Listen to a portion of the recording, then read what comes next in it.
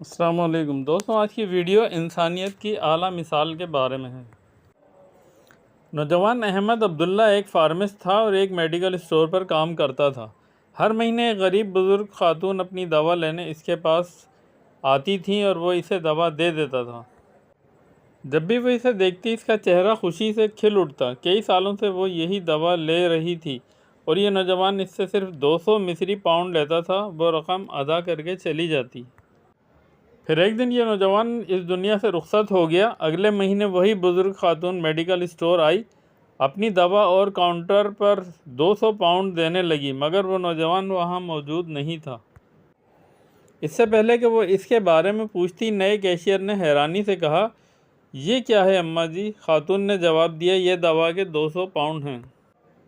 Cashier نے کہا، لیکن اماں جی اس دوا کی قیمت تو 2000 پاؤنڈ ہے۔ یہ سن کر وہ حیران رہ گئی اور بولی، میں تو 3 سال سے یہی دوا 200 پاؤنڈ میں لے کر جا رہی ہوں، وہ نوجوان کہاں ہے؟ نئے کیشیئر نے افسردگی سے جواب دیا، وہ انتقال کر گئے ہیں، اللہ ان پر رحم فرمائے۔ جب ریکارڈ چیک کیا گیا تو معلوم ہوا کہ وہ نوجوان ہر مہینے اپنی جیب سے 1800 پاؤنڈ ادا کر کے اس خاتون کی مدد کرتا رہا۔